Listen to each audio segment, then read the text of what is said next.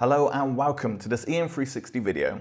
Today I'm joined by Kabalan Gaspard from Looker, and today we're going to be talking about new retail insights. So welcome Kab, and thank you so much for joining me today. Sure, thank you, Max. Anytime. So I wanted to kick off by talking about, obviously, in the retail market, data is very important and everyone realizes that. But what is the current landscape at the moment? Yeah, it's actually quite recently that retail has been at the forefront of data and digitization. Interestingly enough, this used to be the case in the 60s and 70s, but retail has since kind of slipped down the ladder, according to a recent study by the McKinsey Global Institute. Now, at the same time, with retailers investing more and more in their digital practice and their e-commerce offering, especially traditional retailers, retail is starting to be back at the forefront of data and digitization. And indeed, we see this through the CDO and CIO role becoming increasingly central in the retail organization. So in this respect, retail is kind of catching up to more digitized sectors such as telecoms, financial services, media, and so on. Okay. So from that then, what improvements can be made? Yeah, it's a great question. This the study that I mentioned noticed two main characteristics about retail compared to other sectors. One is that the gap between digital leaders and digital laggards is the widest, one of the widest among any other sector. And the second is that the correlation between how digitally mature an organization is and the financial success of that organization is the highest in retail. So if you put those two together, in other words, the stakes are higher in retail than in any other sector to get the data and digitization strategy right. Now, there's lots of potential there, and because there's so much disparity in the retail sector, we can more easily see where the potential is. And it's really in three main areas. And this is from, from the literature, but also from our experience at Looker. The first is the robustness of the data pipeline. So interestingly enough, there was another survey that was made to 1,400 retail professionals and retail industry leaders in Europe. And only about half of them mentioned that AI and advanced analytics was a priority. But the large majority of them, so something like 90+%, mentioned that making sure that data was real time, trusted by the organization, etc., was important. So even though advanced analytics is important, really the main area of untapped potential is more upstream in the pipeline, which is ensuring the data is trusted, up to date, so on. The second area of untapped potential is in making sure that data is available to everyone. So a recent HBR article mentioned that by far the biggest driver of financial success of an organization was in how widespread data usage was within the retail organization, not in how much it spent on the tech, not in how advanced the tech was, but really if everyone had access to it. And finally, a third area of untapped potential, which is really coming up quite recently, is retail as a platform. So retailers leveraging their tech infrastructure to move away from traditional retail or e-commerce and a bit more towards kind of e-commerce as a service. So moving from the B2C space in the B2B space, a bit like Amazon did with AWS. Yeah. But this is being picked up as a bigger and bigger trend in retail. It was mentioned at the NRF conference last year that really companies like Farfetch, like Rent the Runway, are making huge headway in this space by moving away from, while still being a traditional e-commerce store, are starting to offer their services to smaller merchants and independent designers. So one area I really wanted to focus on is kind of looking at what are the long-term benefits of connecting your online and in-store customer experience. Yeah, so I mentioned a bit earlier the survey to 1,400 industry leaders in the retail space. And if we step away from the data side for a bit, they were asked, the first question on the survey was, what is your main business priority for 2019? So nothing to do with data. And the massive majority of them, something like 92%, answered reinventing the customer experience. Now, the customer's perception between in-store and online is becoming increasingly blurred. And this is especially as the gap between e-commerce and in-store is becoming narrower and narrower. So it's very important for these retailers, even aside from data, to have a full 360 view of the customer and understand how the customer perceives these different channels. Right. Now, the share of e-commerce and mobile commerce within the total retail sector is growing. but conversion rates remain much higher in-store than they do online. So the leading retailers are starting to understand that out-of-store engagement, the out-of-store channel, should be used as more of an engagement channel to bring customers in-store and convert them there, rather than just being used as a sales channel. Okay.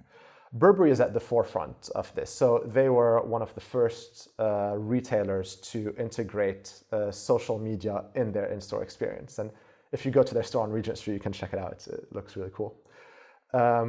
Marks and Spencer, for example, so this out-of-store customer engagement to bring them in-store isn't just in the trendy online social media area. Marks and Spencer, for instance, receive a very high volume of inbound calls every year.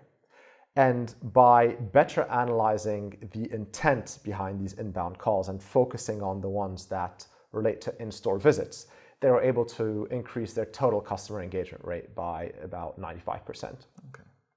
Now, if you look at also the flip side of retail, the more darker side, let's say, we see that there's something that's quickly overtaking shrinkage and wastage as one of the biggest problems retailers are facing, and that's fraud.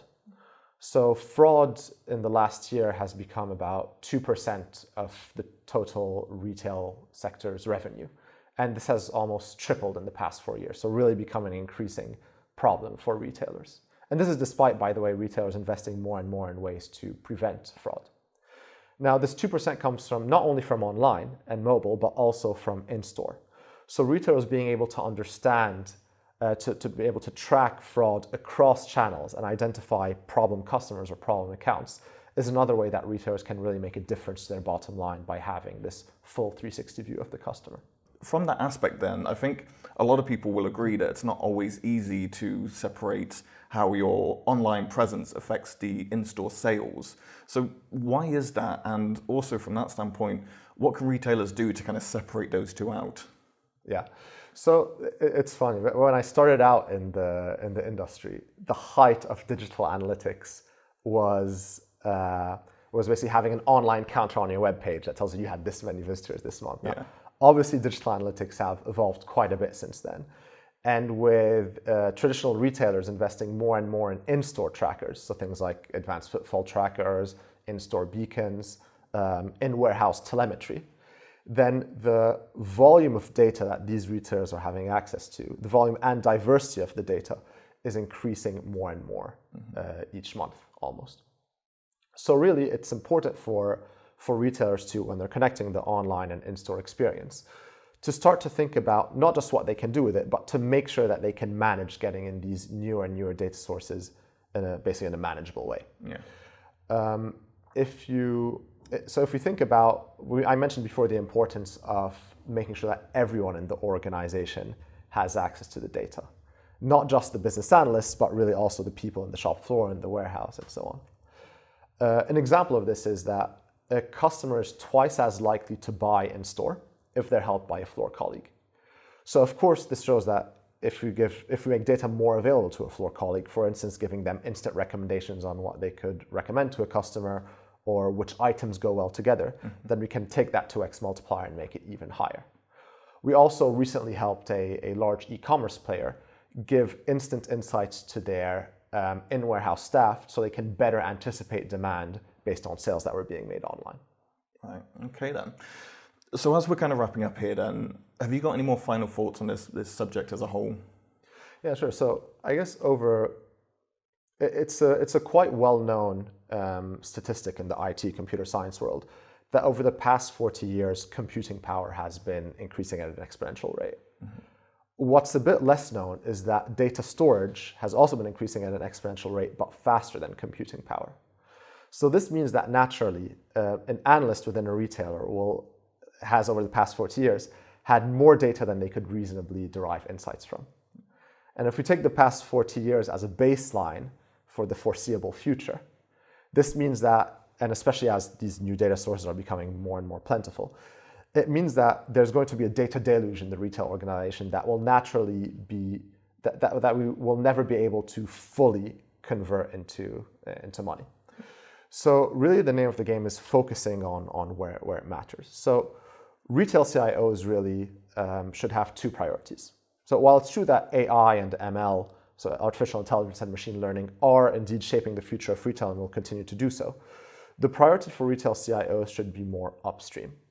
So first of all, making sure that their analysts have an agile analytical workflow, so that they're spending less time on just building reports as new data sources come in, and rather more about thinking how these data sources can be linked together, how a very small data team can think more about how these data sources can be linked together and then surfaced to a less technical audience in a nice analytical UI. And second, making sure that everybody in the organization has access to this data, so that even the least data savvy and the least technical users within an organization, so not just, the analyst sitting in the head office, that everyone can easily connect the online and in-store customer behavior and get their own insights from it. Excellent. Well, I think it's an exciting time to see where it's going to go in the future. And as you say, the utilization of data is so important. So thank you, Kav, for taking the time to talk to me today and just give your insights on all of this. Sure. Thank you, Max. Thank you. And thank you for joining us today on this episode. Make sure you go on to EM360tech.com for more videos like this, but also head on over to looker.com for more information on what we discussed today. Thank you for joining us. Goodbye.